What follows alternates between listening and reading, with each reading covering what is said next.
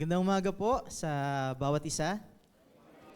Salamat sa Panginoon sa isa na namang opportunity na tayo po ay magkatipon sa isang lugar para mag-worship. So sabi nga po natin, ito yung ating buhay. Amen po? Do we worship the Lord Monday to Saturday? Amen. At tuwing Tuesday hanggang Monday to Saturday nga. Kasi Sunday yung first day of the week. So sana ay ginagawa natin to every first day of the week and all throughout the week. Lalong-lalo na po, hindi natin alam kung kailan babalik ang ating Panginoon. Parang yung recent news, meron na yatang naitalagang bagong magiging high priest sa sa Israel. So parang even yung pagtayo ng templo, binubuo na uli yung mga materyales, yung i-offer na bull, meron na yata silang na-ready na Red Bull. So lahat ng preparations sa bayan ng Israel patungo talaga sa muling pagbabalik ng ating Panginoong Jesus. Kaya marapat lamang na tayo ay palaging handa. We are always excited to worship the Lord. Hindi natin alam, baka habang nag-worship tayo, bigla tayong kunin ng Panginoon. We do not know. Pero one thing is sure, dadating ang ating Panginoong Jesus. At ang tanong ay, handa na po ba ang bawat isa sa atin? So this morning, tayo po ay magkakaroon muli ng series ng pag-aaral sa isang libro. I remember Ephesians, Philippians ata ay natry ko ng i-series before. So ngayon ay ang 1 Corinthians naman ang nilagay ni Lord sa aking puso para maging series ng ating pag-aaral. So allow me to read once again yung passage na atin pong pag-aaralan this morning. I was actually planning to share ngayong umaga po yung verses 1 to 17, pero baka 1 to 3 lang po yung may share ko. Mahaba po pala. So magkakaroon tayo ng part 2 next week. So 1 Corinthians chapter 1, 1 to 10 na lang po yung babasahin ko din. Paul, called as an apostle of Jesus Christ by God's will, and Sosthenes our brother, to the church of God at Corinth, to those sanctified in Christ Jesus, called as saints, with all those in every place who call on the name of Jesus Christ, our Lord, both their Lord and ours. Grace to you and peace from God our Father and the Lord Jesus Christ. I always thank my God for you because of the grace of God given to you in Christ Jesus, that you were enriched in Him in every way, in all speech and in all knowledge. In this way, the testimony about Christ was confirmed among you, so that you do not lack any spiritual gift, as you eagerly wait for the revelation of our Lord Jesus Christ. He will also strengthen you to the end, so that you will be blameless in the day of our Lord Jesus Christ. God is faithful. You were called by Him into fellowship with His Son, Jesus Christ, our Lord. So verse 9 na. Tayo po ay manalangin. Yes, Lord, maraming salamat po sa pagkakataon ito na muli ay makakapag-aral po kami ng iyong buhay na salita. Hiningi po namin ng iyong patnubay at gabay sa akin, Lord, bilang magbabahagi. At sa bawat isa po sa amin, bigyan niyo po nawa kami ng puso na mapagpakumbaba at puso na handang sumunod anuman po ang maririnig namin sa umagang ito. At kami po ay magpupuri at magpapasalamat sapagkat mahal niyo po kami, Panginoon, at ikaw ay nangungusap sa bawat isa po sa amin tuwing kami po ay mag-aaral. Sa iyo po namin dinadalangin ang lahat ng ito sa dakilang pangalan ng aming mananakop na si Kristo Jesus. Amen. Amen. Alright, so ano po ba ang bayan ng Corinth? So Corinth was a large city in Greece na nag-e-exist na po mula nung 1200 BC. So bago pa po magkaroon ng New Testament period ay naroroon na po ang lugar na ito. It was rich in history and wealth. At the time of these letters, nung sinulat po ni Paul ang 1 Corinthians, Corinth was a Roman colony at bahagi po siya ng capital ng province ng Achaia. At ang mga tao po dito ay binubuo ng iba't ibang klase ng mga nationality coming from different places. And because the city was on a crossroad, ito po ay bahagi ng commercial center na andon yung pagan worship na meron pong kaakibat na prostitution. So ganyan po kalala ang lugar na ito. It was here that Paul started a church nung panahon po ng kanyang second missionary journey nung 49 to 52 AD. At sinasabi po na siya ay nanatili sa lugar na yon sa loob ng 1 taon at kalahati. So matagal-tagal po yung kanyang panahon na pinanatili doon. That is according sa Acts chapter 18, kung gusto po nating basahin. Nangangahulugan lamang po yan na si Apostle Paul ay naglaan ng sufficient na panahon para makilala ang mga mananampalataya sa Corinth at sila po ay maalagaan. So during this time, sarili po niya ay kanyang sinusuportahan sa pamamagitan po ng tent making kasama ni Aquila and Priscilla. Tinulungan po niya na mag-thrive ang church na ito sa kabila ng mga oppositions po na kanilang nararanasan. Sapagkat noong mga panahon nila, kapag ikaw ay naging isang mananampalataya, alam natin na iba yung magiging tingin na sa'yo ng tao. Magiging out of place ka na, even yung mga mahal mo sa buhay ay ipipersecute ka nila. So, yung mga mananampalataya, inalagaan ni Apostle Pablo sa loob ng mahabang panahon para po sila ay maging matatag at lumago sa kanilang pananampalataya. So, itong mga letters na ito ay sinulat po sa kanila nung si Apostle Paul ay nasa bayan ng Ephesus. At kung atin pong pag-aaralan, actually, ito pong ating aklat na binabasa, ang 1 Corinthians, pangalawang letter na po ito ni Apostle Paul sa kanila. So, ina-address po nito yung mga specific issues na kinakaharap ng baby church na ito at medyo matigas na ulo na church po, no? At kung ating babalikan, according to 1 Corinthians chapter 5 verse 9, meron na po palang unang letter na isinend si Apostle Paul sa Corinthian believers, reminding them not to be associated with sexually immoral people, which is yung letter na yon na nauna ay nawala po. So walang nakakaalam kung saan na napunta, walang merong copy. What we have right now is this second letter, which is the 1 Corinthians book na atin pong pinag-aaralan. And then meron pa pong ikatlong sulat si Apostle Paul na pinaniniwala ang naging bahagi na nung 2 Corinthians na book na meron tayo, part ng chapter 10 to 13. At yung 2 Corinthians po ay lumalabas na ikaapat na sulat ni Paul sa kanila. So grabe po yung yung kanyang communication, yung kanyang pag-aalaga para sila po ay from time to time mapaalalahanan. So nangangahulugan lamang na meron siyang constant follow-up na ginagawa, meron siyang care para tulungan na lumago ang mga mananampalataya po sa Corinth. Kasi yung mga believers po dito ay masyadong alagain, baby pa sa kanilang pananampalataya, at grabe yung vulnerability sa surrounding po nila, sa kanilang surroundings. Kaya ganoon na lang po siguro yung pag-aalala ni Apostle Paul na talagang alagaan po niya ang mga mananampalataya nito. Parang in a way, yung kanyang mga letters ay bahagi ng kanyang pagpoprotekta sa kanila po. At para mas ma-appreciate po natin at ma-picture out pa yung kanilang pinakang settings, we might well remember also na hindi po sila nagsimula sa iisang building. Diba? Kagaya po natin, nag-gather tayo dito sa iisang lugar. So sila po ay nagsimula sa mga bahay-bahay na normally ay hinuhost po ng mga able individual na nagpapagamit ng kanilang bahay as a place of worship. I remember Alpha Baptist Church started sa bahay po nila Ate Henya po. So parang ganun din, nagsimula sa isang bahay hanggang sa lumago sa biyaya ng Lord ay nakapagpatayo po ng building. So imagine natin, ganyan po ang situation ng Corinthian Church and most of the early church, ganyan po ang kanilang kalalagayan. So according to Apostle Paul at sa Book of Acts, he founded and organized the believers into several micro-congregations na hinuhost po ng mga, sabi nga natin, medyo may mga kakayanan kasi sila yung mas malalaki yung bahay, kaya nilang mag-host ng mga maraming tao sa kanilang tahanan. At ilan po sa mga nabanggit ay yung House of Titus, Hustus, medyo nakakabulol yun, So the very first meeting place established right next door to the synagogue after he faced Jewish opposition. So siya po yung nag-open ng kanyang bahay. Naalala po natin, si Apostle Paul ay nagpupunta sa mga synagogue. Yan po yung place of worship ng mga Jewish people. So kapag hindi po siya tinatanggap sa lugar na yon, ang Panginoon ay nagbubukas ng mga bahay-bahay kung saan yun yung magiging pinakang sentro at magtuturo po at mag-share about the resurrection si Apostle Paul sa mga nagiging mananampalataya. So when they were possessed, dun po sa book of Acts chapter 18, isa po sa nagbukas ng bahay ay si Titius Justus, yun po yung pangalan niya.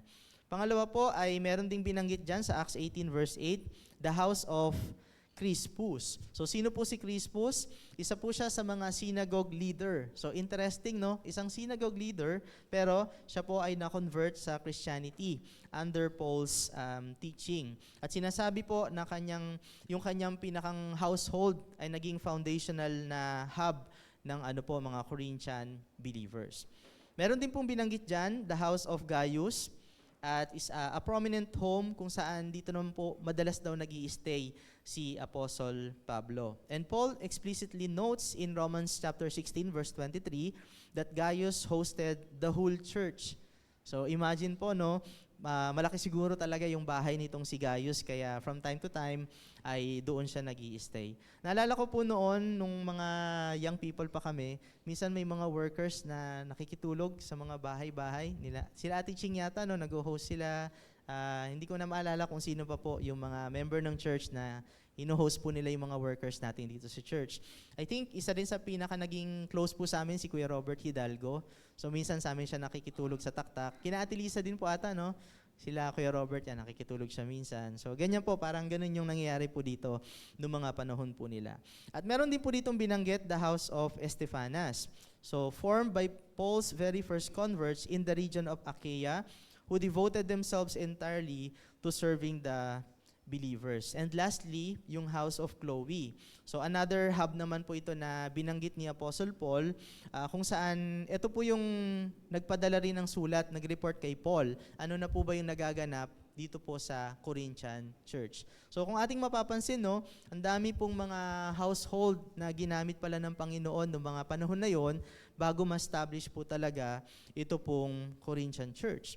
At ito po yung panalangin ng bawat isa po sa atin, no, na sana ay hipuin po ng Panginoon ang bawat isa at magkaroon po ng mga tahanan na bubuksan kung saan tayo po ay makapagsisimula ng mga Bible studies, house church po, no, hanggang sa kung ito po ay lalago, loobin ng Panginoon ay maging isang ganap na church din po. So nawa po ay itanim yan ng Panginoon sa puso ng bawat isa at pangarapin din po natin. I remember there was one church in Novaliches headed by Pastor, nakalimutan ko bigla yung pangalan ng pastor. Pero ang ginawa po niya, nagpaaral siya ng I think 8 na mga young people at saka young professional sa kanilang church.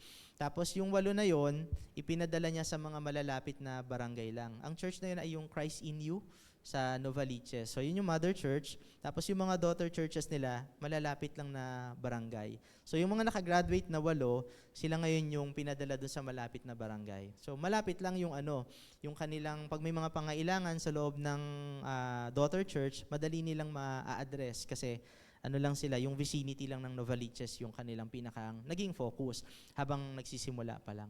And now, nakapagpatayo na sila ng bagong bagong building. Tapos 2 yata sa naging worker nila, napunta naman sa Singapore, tapos yung isa ay nasa Malaysia. So parang ganun yung nangyari po no pinakang setting dun sa church ng Novaliches. So parang sa isang banda, I was also dreaming na someday ay mag-raise up ng mga man of God ang Panginoon at yung mga matitrain po natin dito sa church ay yung malalapit lang din muna na barangay, eventually ay maging mga churches din po, no? At kung luluubin ng Panginoon ay lumago po ang gawain ng Alpha Baptist Church. But of course, hindi tayo after the number. So kailangan po natin alalahanin palagi, hindi tayo after the number, pero number speaks of souls. Ibig sabihin, the many year souls na nabahagi na ng gospel. Pag lumago yung isang gawain, ibig sabihin maraming mga tao ang nakilala sa Panginoon at gustong gamitin ang kanilang buhay upang maglingkod. Now, tingnan po natin pansamantala yung spiritual temperament na meron po ang mga Corinthian believers. Actually, napaka-practical po nitong letter na ito sapagkat ina-address po ni Paul ang isang bata at medyo maguluhan na ancient church in Corinth. Sapagkat maraming mga problema po silang kinakaharap. Isa po doon yung division, yung moral failures, worship disruption, magulo yung kanilang panambahan.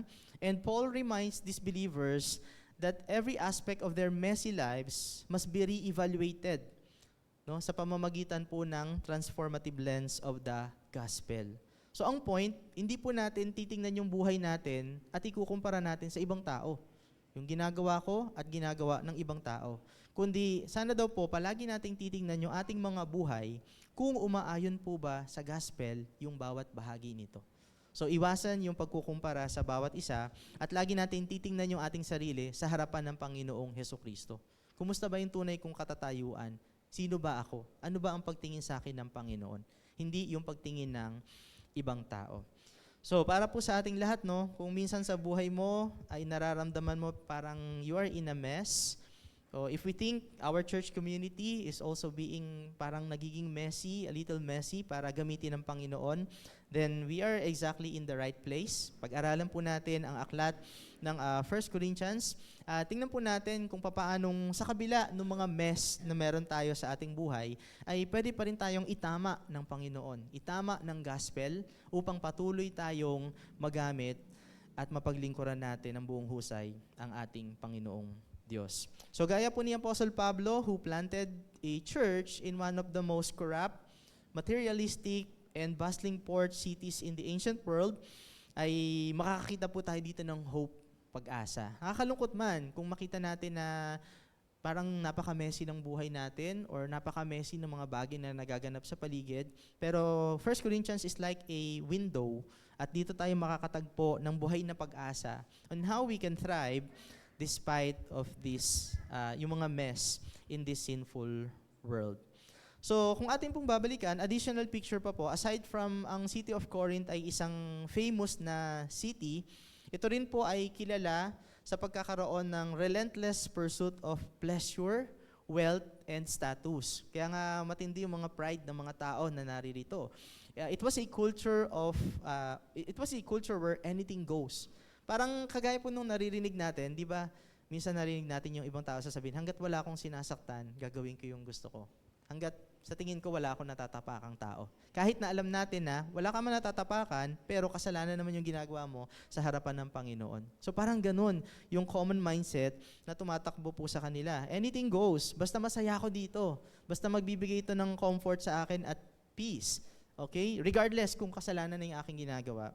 So kaya nakakatakot po yung culture na meron po sila. And tragically, instead na yung city ang i-transform ng church, ang nangyayari po, yung church ang natatransform ng city. So ganyan po yung sad reality na nagaganap po sa kanila. So marami silang mga tanong, sila po ay nagkakaroon ng pagkakagrupo-grupo. Ini-ignore nila yung severe sexual immorality na nagaganap sa loob ng church at mini-misuse nila yung mga spiritual gift. Ginagamit nila ito hindi para maglingkod sa Panginoon, kundi ginagamit nila para magyabang. And to the point na isa pa sa mga problem nila ay nagdidimandahan sila, magkakapatid sa Panginoon, pero hindi nila masettle yung kanilang nagiging problema. But here is the incredible beauty of 1 Corinthians po, no? Hindi sinabi ni Paul na, bahala na kayo dyan. Ang titigas ng ulo nyo. Hindi niya ginano, no? He doesn't tell them to pack up and go home. O sige, kung ayaw niya maging Christian, uwi na kayo. Balik na kayo sa sa paganism. Hindi niya po sila ginanon. Instead, what he did is he addressed their mess head on with the radical life-altering power of the cross.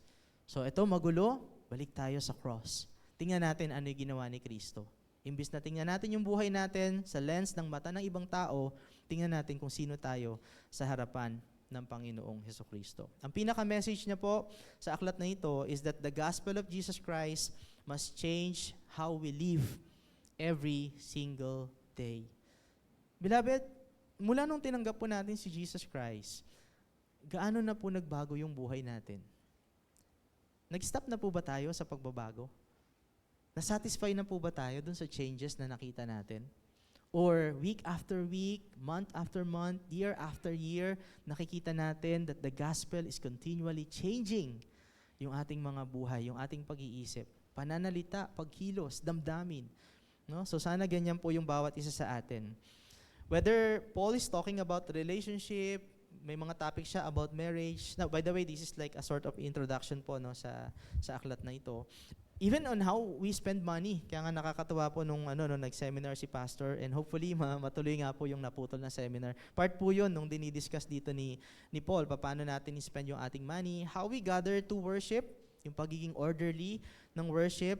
So lahat ng 'yan ay binabalik ni Paul sa iisang malinaw na katotohanan. Sinasabi niya, alalahanin natin who we are in Christ, and let the cross shape how we act, speak, and love with one another. So sana sa pag-aaral po natin ng aklat na ito ay excited po ako at maging pagpapala po ito sa bawat isa sa atin. And also, ang request ko po sa bawat isa sa atin, since ito po ay aking isi-series, please find time to read ahead. So sana po pag uwi natin sa bahay, pwedeng gawin natin ito yung devotion para pag nagpipreach po, mas magiging familiar na tayo doon sa mga terms, sa culture, sa scenario, sa situation na nagaganap po doon sa aklat. So pwede po ba natin gawin yon? Basahin po natin together, 1 Corinthians, tapos tuloy nyo na po ng 2 Corinthians, tuloy nyo na po ng buong New Testament. Paulit-ulit lang, basahin natin, i-familiarize natin yung ating sarili sa salita ng Panginoon. So point number 1. So unang-una, tingnan po natin yung divine call of God's servant. Ano pong sabi ni Paul sa verse 1? Paul, called to be an apostle of Jesus Christ through the will of God. So in his opening salutation, we will notice that Paul, as in other of some of his epistles, nag-focus po siya at this point in time agad dun sa topic ng kanyang authority bilang isang apostle. So, di ba minsan po pagka nagsusulat tayo ng letter, kung ano yung pinakang topic mo, yun yung unang-una mong sasabihin. Tapos i-discuss mo na lang kung ano yung mga gusto mong sabihin about your subject. So parang ganun po yung ginawa dito ni Paul. Makakakuha tayo ng clue, ano yung bagay na gusto niyang bigyan ng diin sa pamamagitan ng bagay na binanggit niya sa pasimula ng kanyang letter. And the question is, why start this way? Bakit kaya yun agad yung kanyang binigyan ng diin? Siguro po, for one, is to emphasize that Paul did not appoint himself. So hindi po siya self-appointed apostle, kagaya ng kanilang iniisip. Bagaman si Apostle Paul ay hindi naging bahagi ng 12 unang mga apostle ni Jesus Christ, ay ang kanyang calling pa rin po ay nagmumula sa atin pong Panginoong Diyos. Kaya sinabi niya na through the will of God. Hindi po siya yung nagpresenta lang na, ako gusto kong maging isang apostle din, kagaya ng 12 kasi nakakainggit sila. Hindi. Si Jesus Christ po mismo yung tumawag po sa Kanya. Naalala po natin yung account sa Acts chapter 9, 3-6. So yan po yung account kung saan directly na-encounter ni Paul ang atin pong Panginoong Hesukristo. Remember, ang kanyang pangalan before ay Saul. Hanggang sa binago po ng Panginoon yung kanyang pangalan. He was once a persecutor of Christians. Galit siya sa mga Kristiyano, pinapakulong niya, pinapapatay. Pero nung nakilala niya si Jesus Christ, doon siya nagsimulang baguhin. And yung kanyang pagiging apostle was authenticated by the signs and wonders na kanya pong ginawa. Nagawa niya na makapagpagaling, kagaya ng mga ibang mga apostles ni Jesus Christ. Nagawa niyang mag-cast out ng mga demons, and even resurrecting the dead, si Eutychus. Naalala po natin, no? Nung nagpipreach siya, sa haba ng preaching niya, may nahulog sa bintana. Ayun. So, binuhay ni Apostle Paul si Eutychus. Kaya wag po tayong matutulog. Buti na lang wala tayo sa mataas na lugar at baka tayo po ay mahulog. So, sa mga tulog po, gising po tayo. Good morning. Alright, so in Acts chapter 26, 16-18, mababasa naman po natin yung commissioning ni Apostle Paul, kung saan siya po ay pinahayo ni Jesus Christ upang magbahagi ng mabuting balita sa mga hentil. Sapagkat yung 12 disciples, mainly, nakafocus po sila sa mga Hudyo, while si Paul ay ginamit po ng husto ng Lord para sa mga Gentiles or non-Jewish. So, kung ating titingnan, yung qualifications ng pagiging apostle, ay talagang pasado po dito si Apostle Paul. Apostleship was a divine calling, and this is not a human achievement. Yan po yung gustong sabihin dito ni Paul. Here, the Apostle Paul is elevating their respect. Hindi lamang po sa fact na siya ay isang apostle, kundi sa fact na si God mismo yung nagtalaga sa kanya. So may kaibahan po ba yon? Hindi mo lang siya irerespeto dahil sa kanyang position. Irerespeto mo siya kasi merong Diyos na nagtalaga sa kanyang position. So, ito yung sinasabi niya, therefore, the church must expect that God will use His servant to speak His will to His church. So, kung merong Diyos na nagtalaga kay Apostle Pablo bilang isang apostol, merong plano ang Diyos na gamitin siya para through Apostle Paul, mangusap ang Panginoon sa buong church. So, yun yung disenyo. Regardless of their personality, sila po ay instrument ni God para i-reveal yung kanyang malinaw na kalooban sa bawat isa sa atin. And the point is, magiging accountability po natin sa Panginoon directly kung papaano po natin ituturing ang mga lingkod ng atin pong Panginoong Diyos. Gaya ng sa larangan ni Apostle Paul. Being apostle, kung papaano siya itatrato ng Corinthian believers, that will be their accountability before the Lord. So at this juncture, Paul was about to give a difficult correction. Talagang mabigat siguro po sa puso ni Apostle Paul yung kanyang pinagdadaanan at this point in time kasi hindi po madali na magtuwid ng tao. Tama po?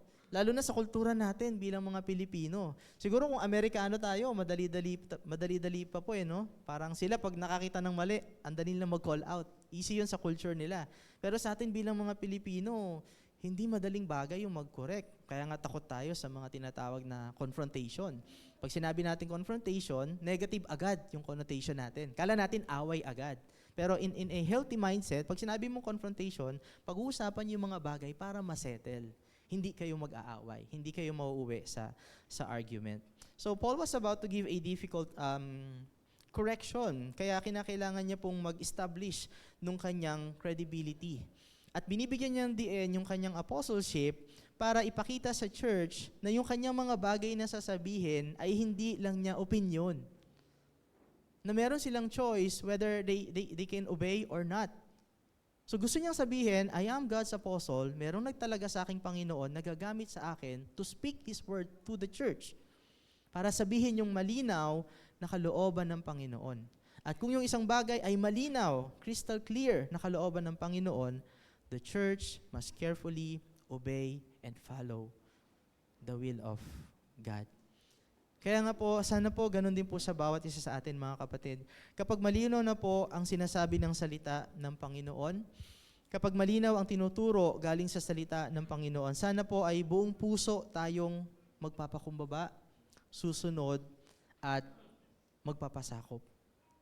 Sana po wala na tayong mga alibis, kasi at the end of the day, whether we delay yung pagsunod or not, the way we respond to the clear word of God ay magiging accountability natin. Hindi naman po sa pastor, kundi sa Diyos mismo. So kami po ay parang, vessel lang kami. Tagapagsalita lang po kami ng Panginoon para maihayag sa atin, ma-broadcast sa atin, ano ba yung gusto mangyari ng Lord. Pero yung accountability will fall each and every one of us. Kung paano tayo tutugon, susunod, lalong-lalo na kapag malinaw na yung isang bagay na itinuturo sa Biblia. We can only urge the church. We can only plea. Hanggang dun sa level na yon, pwede kaming magmakaawa, please obey natin ang Panginoon. But obedience lies greatly in you, in us as a church. Tama po? So that will be our accountability before the Lord. So ito po yung isa sa mga common way ni Paul and possible reason for this kind of introduction. Grabe po, introduction pa lang. Ramdam po ba natin yung introduction niya? Apostleship pa lang niya, yung kanyang binibigyan ng diin dito. Bumabati pa lang siya dito sa letter. Paano pa po kaya pag umabot pa tayo doon sa dulo ng chapter, no? Baka mag-iyakan tayo dito. Ayan. So, pero ginagawa lang naman po ni Paul ito, normally sa mga churches na na problematic. So, mapapansin natin 'yun pagka nagbabasa po tayo ng Bible, yung tone ni Apostle Paul depende sa klase ng church na kanyang kinakausap. Yung Thessalonian church, medyo light yung doon. Talagang may mga commendations, encouragement, kasi yun yung kailangan nila. Pero dito sa Corinthian church, medyo may diin. Lalo na sa Galatian church, no? Dahil problematic sila in terms of doctrine, in terms of the gospel. So iba-iba yung approach po ni Apostle Paul. Lalo na kapag may mga nang-challenge, nang question sa kanyang apostleship. So kaya isa yan sa mga unang-unang binigyang diin po ni Paul. So in our context, wala na pong mga apostles. Unlike sa iba't ibang mga sekta, may mga sekta po na naniniwala sila at may mga tinatawag pa rin silang apostle. Pero sa ating pong church, sa Alpha Baptist Church, naniniwala po tayo na sila lang po yun, yung 12 apostles. But we as pastors are also appointed by God. Ang ating mga deacons, ang ating mga leaders, ang ating mga officers, lahat po tayo ay appointed by God. And so therefore, we must recognize and respect that God-given authority. At expect natin na nilalagay ng Panginoon ang bawat isa sa ating mga kinalalagyan for a reason.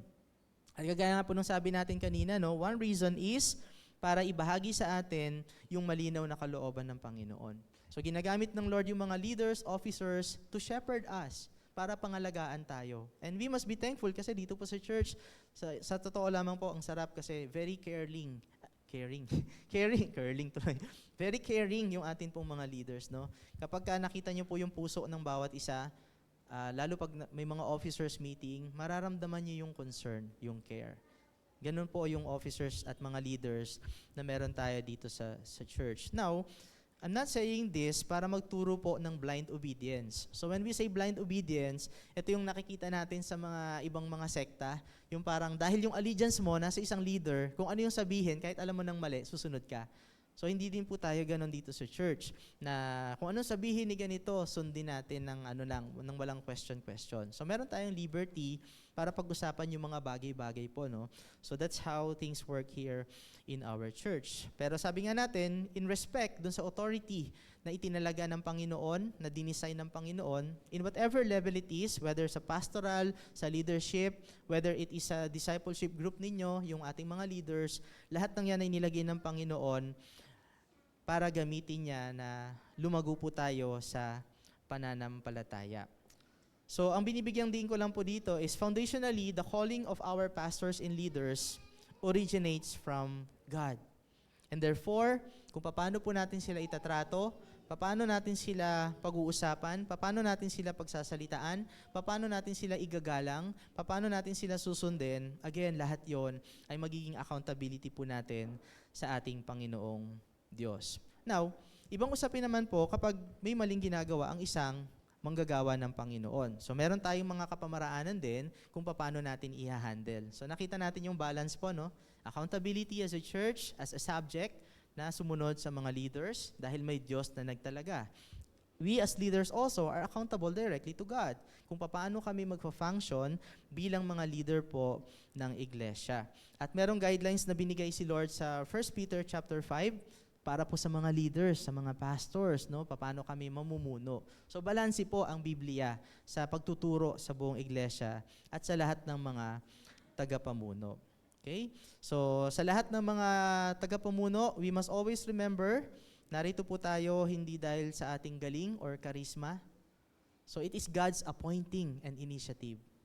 Kaya nga po sana pag may mga officers, po tayo, election, ako po in-encourage ko po kayo na tanggapin niyo po yun. Kasi at the end of the day, kung hindi kalooban ng Panginoon na kayo po ay ilagay sa pagiging pinuno ng iglesia, ay of course gagamitin ng Lord yung voting ng church para maitalaga kung sino po yung para doon talaga.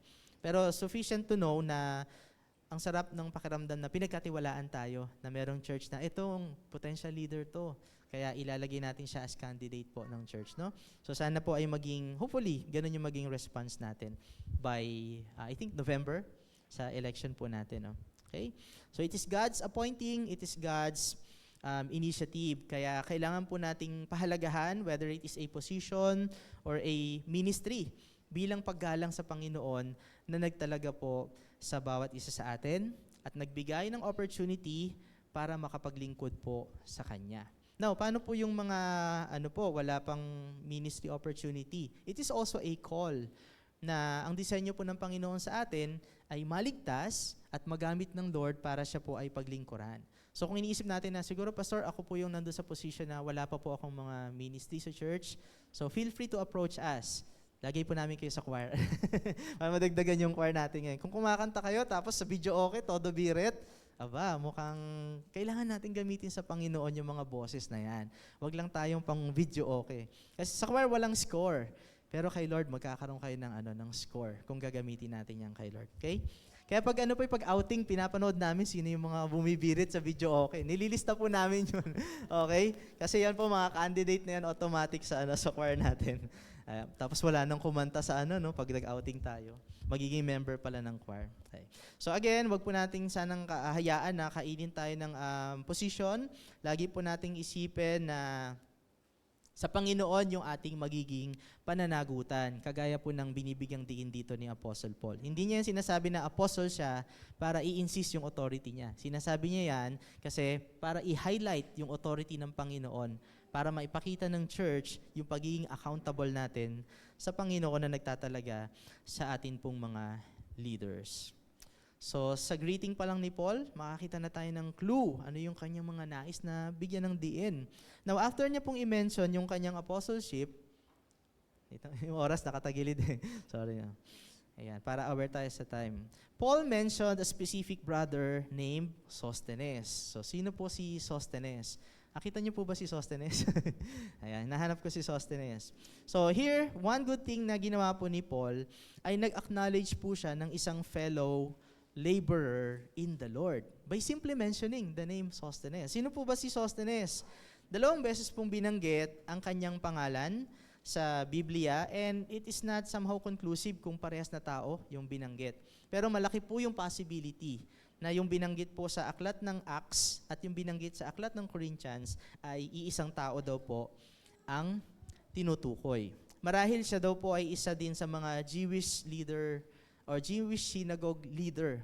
Ba't ako nabubulol ngayon? Okay? Na na-convert din po sa Christianity. Kagaya ng mga examples nung nabanggit po natin kanina, na nag-host ng kanilang mga bahay. So marahil isa daw po siya doon.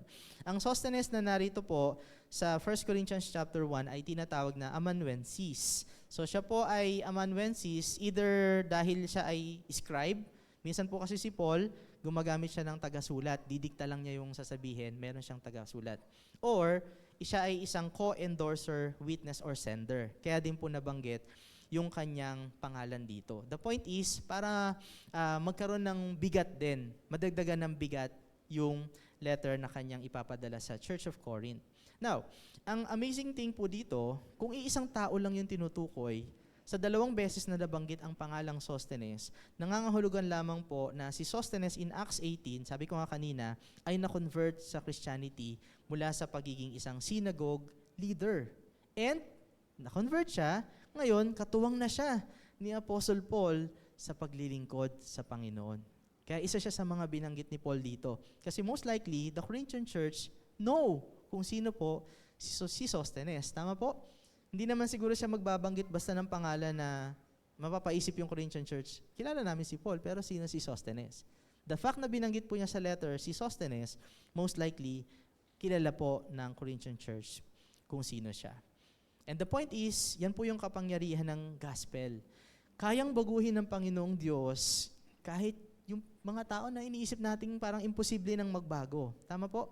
Kahit yung mga tao na noon tumutulig sa gospel, pag kumilos ng Panginoon, hindi natin alam kung papaanong magbabago ang isang tao. No matter how religious they may seem to be, kahit sila pa yung mga religious leaders na kilala natin, kayang-kaya silang baguhin ng atin pong Panginoong Diyos. Meron po ba sa atin dito dati isa kang leader sa ibang sekta? Tapos ngayon ay nakilala, si Sam daw, isa sa iglesia. So, parang yata yung nabanggit mo may espiya pala dito. Joke. Na po yan? Christian po talaga yan, si Paring Sam. Inaanak ko ang kanyang anak. Okay? Christian kasi inaanak ko yung anak. Hindi po yun yung reason nun. Binanggit ko lang po. So another particular lesson that we can appreciate here, sa pagbanggit po ni Paul sa pangalan ni Sosthenes, is the fact that ministry is not a one-man work. So hindi po pala nagsosolo dito si Apostle Paul, Meron siyang mga partner in the ministry. And nakakatuwa lang isipin that the church thrives through cooperation. So without cooperation, mapaparalyze po tayo as a church. Mahihirapan po tayong humayo at gawin yung ating mission bilang isang iglesia. Alam niyo po kahapon nakaka-bless po yung DVBS kung napanood niyo po, no? Ibang level yung coordination. The program was so smooth and it was actually the first time ata na nagkaroon ng dry run po ba yung tawag doon? Tama po ba? So nagkaroon ng dry run, paano patatakbuhin yung program sa mga previous Sundays, and then biyaya ng Lord, to God be the glory, naging smooth po yung program at natuwa po yung mga bata, no, nabahaginan sila ng mabuting balita ng atin pong Panginoong Diyos. And let's pray for them continually and hopefully na yung tinanim sa kanilang puso, no, habang sila po naglalakihan, maalagaan po sila ng church at makapagpatuloy din po sila na maglingkod kay Lord. So just like the Apostle Paul, we should appreciate our fellow workers in the ministry. Ayan. So na-appreciate niyo po ba na tayo, parang ako nakikita ko yung church as ganun. Parang ang tawag doon, kapit-bisig, di po ba? Tulong-tulong tayo sa paglilingkod sa ating Panginoon. We should learn to work well with one another, regardless kung ano po yung ating mga personality differences. So, biyaya ng Lord, mapangyayari po yan, no? Kasi sa bandang huli, ano pa man po yung mangyari, tayo po yung dapat na magkakakampi. Tama po? Iisa lang po yung kalaban natin. Yun ay walang iba kundi si Satan. Your brother in the Lord is not your enemy. It is Satan who wants to destroy us. Lalo na kapag alam niya na merong magandang ginagawa ang Panginoon sa isang iglesia, pansinin nyo, talagang magdo-double effort si Satan para sirain yung magandang ginagawa ng Panginoon. Hindi man externally, internally, pwede siyang kumilos. Kaya kailangan maging aware po tayo sa pagkilos niya. So, thirdly, what Paul did here was actually a symbol of unity. Grabe, no? Binanggit lang niya si Sosthenes, pero ang lawak ng mga bagay na pwede nating makita sa aklat na ito. It was a symbol of unity. The Corinthian church was heavily divided. Kalungkot po talaga pag binasa natin to sa isang banda yung book na to. Kasi may pagkakakanya-kanya sila.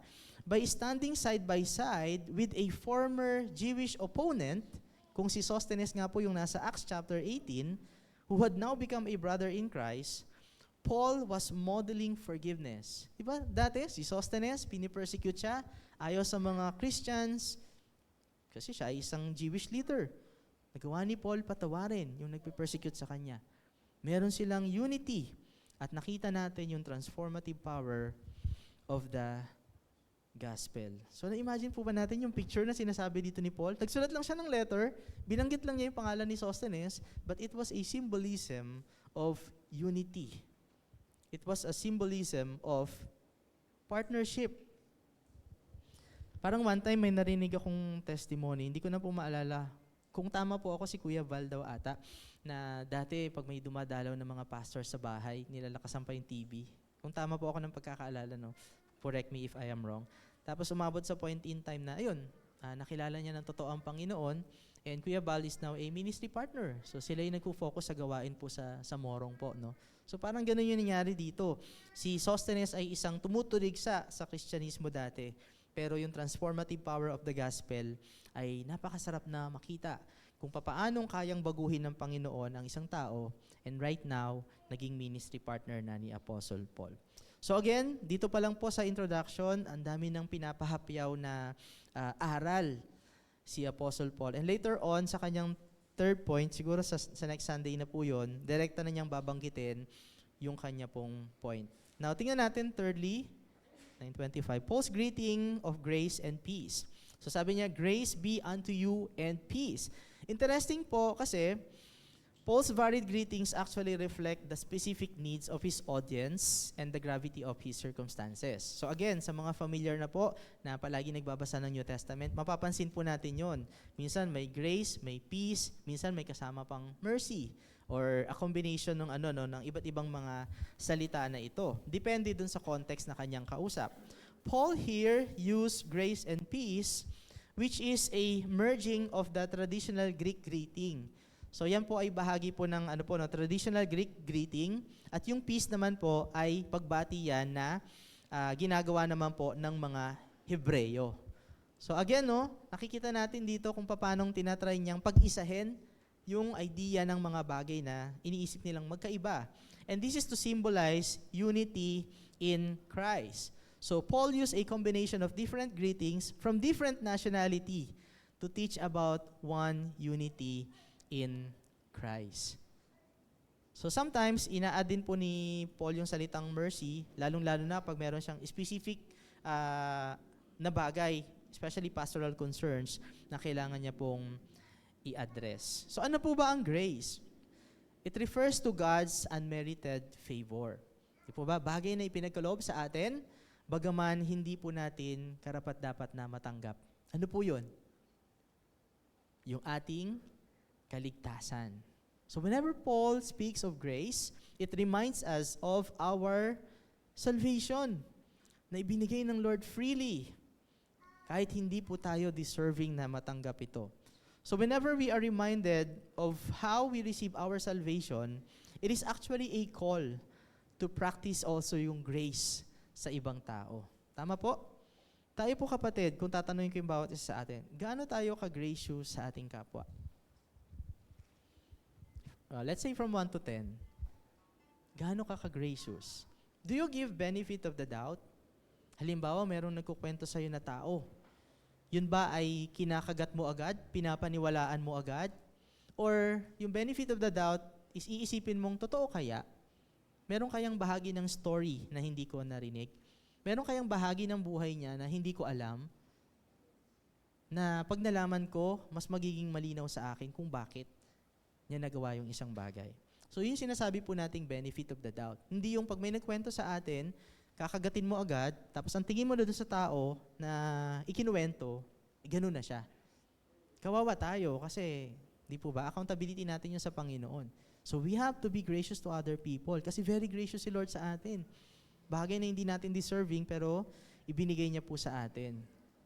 Do you give chance to others to change? Pag may mga nakakagawa ng pagkakamali at kasalanan sa atin?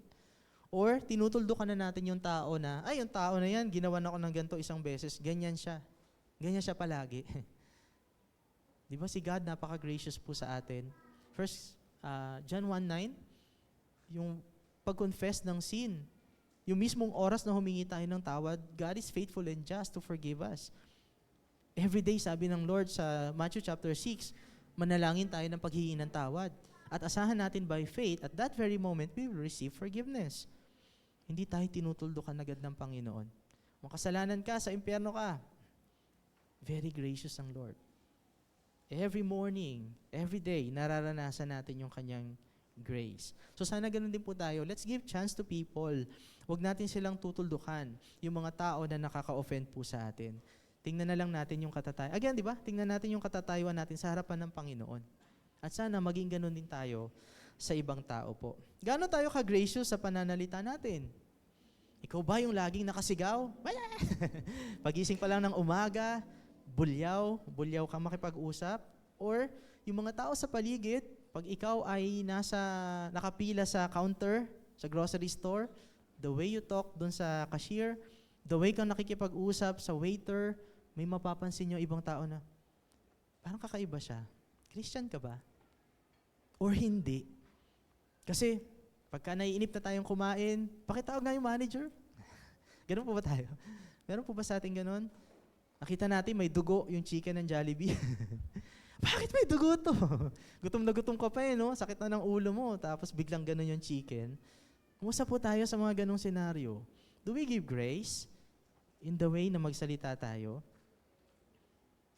Are we gracious enough to people who are in need? Pag nakakita natin na may pangailangan yung kapatid natin sa Panginoon, yung parang may kirot sa puso mo na hindi mo matiis na tumulong. Alam niyo po, kahit po yung pakikinig, pagpapakita po pala yun ng grace. Pag marunong tayong makinig sa mga tao na nagkukwento po sa atin. When we let other people share their feelings without immediately offering advice or without interrupting them, so that's part of grace, yung pakikinig po sa kanila. When we focus completely on understanding their perspective, nakikinig ka kasi gusto mong malaman. Yan. So, bahagi po yon ng pagpapakita ng grace sa bawat isa. Alam niyo po, tayo po ay nasa culture na ang thinking ay kapag hindi mo deserve, hindi dapat ibigay. Narinig ko to madalas sa maraming tao. Hindi niya yan deserve. Hindi siya deserving dyan. Huwag nating ibigay. Gaya ng respeto. Di ba, minsan may mga kabataan sasabihin, yung magulang ko kasi hindi siya deserving ng respect. Ba't ko siya i-respeto? Sinaktan niya kami. Bata pa lang ganito. Yes, nasaktan tayo. Totoo yun. Pero yung pagiging magulang niya, hindi magbabago. So sana nandun pa rin yung respeto kahit ano po yung mangyari. Or gawin sa atin ng magulang natin or ng ating kapwa. What if hypothetically speaking, although absolutely imposible to, ganun tayo itrato ni Lord? Maliligtas po ba tayo? Paano pag sabihin niya na, hindi ka nga deserving eh. Lagi ka nga ganito. Ba't kita ililigtas? Bakit ko ipapadala ang anak ko para mamatay para sa'yo? Hypothetically speaking, but absolutely impossible na gawin ng Lord yun. What if? Sunog tayong lahat sa impyerno, mga kapatid. Kaya nga sana, balikan natin ano yung ginawa ng Panginoon sa atin. Kasi yun lagi yung paghuhugutan natin para maging gracious enough tayo sa mga tao kahit na iniisip natin na undeserving sila. So sana wag po tayong kainin nung klase ng kultura na meron yung bayan natin. Na kapag tingin mo hindi deserving yung isang tao, hindi na natin sila irerespeto. I hope and pray that in this church, we will practice to be gracious enough to one another. Si Pablo, bumabati pa lang po siya dito. At siya sa kanyang pagbati ay napakaraming mga bagay na pinapaalala sa bawat isa sa atin, including the grace that we have received and we ought to give to one another. So lastly, pagbigyan niyo na po ako, peace. So peace is the result of grace. And this term signifies not just the absence of enmity with God, so hindi na tayo kaaway ng Diyos, but most especially is our reconciliation with God. Meron na tayong maayos na ugnayan. At dahil po yan sa biyaya ng Panginoon, nagkaroon tayo, nabalik yung maayos na ugnayan natin sa Diyos. Siya na yung ating Ama, at tayo ay, John 1:12, anak na ng Panginoon. Dati kaaway tayo. So nagkaroon ng peace. Yan yung sinasabi po yung essence ng peace as a result of grace. At sa paggamit ng salitang peace, ipinapaalala po ni Pablo ang halaga ng pagkakaroon ng maayos na ugnayan, hindi lamang sa Diyos, kundi pati na rin sa ugnayan natin bilang iisang pamilya ng atin pong Panginoong Diyos. Hindi po natin maaaring sabihin na okay tayo sa Diyos kung hindi maayos ang relasyon natin sa ating kapwa. That's a no-no. Normally, kapag may hindi po tayo pagkakaayos sa ating kapwa, sa isang banda, it is a sign that there's also something wrong with our relationship with God. There's something wrong with our obedience with God. Again, normally, kapag meron tayong hindi pagkakaayos sa ating kapwa, it's a sign. It could be a sign that there is something wrong also with our relationship with God. Kasi malinaw po yung sinasabi ng Biblia. John 14:15. Again, sabi natin, pag malinaw, malinaw. If you love me, you will keep my commands. And another clear command, the Lord, that we are to keep is to love one another. John 13:34, a new command I give you.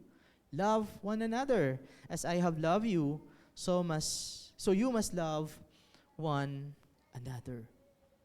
So beloved, my plea for us this morning is for us to be at peace. Be reconciled with one another.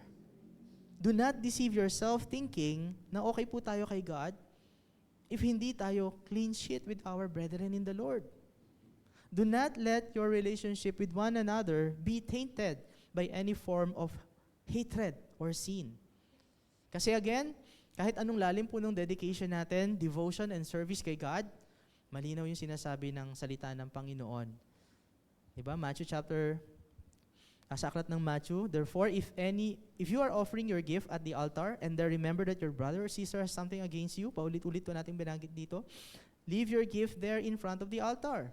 First, ginamit yung salitang first. First, go, be reconciled to them. Come and offer your gift. So, balikan mo ngayon yung gift mo, ialay mo kay Lord. Pero may una siyang pinapagawa. Church, always remember, mas mahalaga kay God na maayos ang relationship natin sa isa't isa kaysa sa dami ng offering na ialay natin sa Kanya. Do you agree? Andun yung sa salita ng Lord. Mas mahalaga yung relationship natin na maayos. Kahit gaano karami yung service na i-offer natin.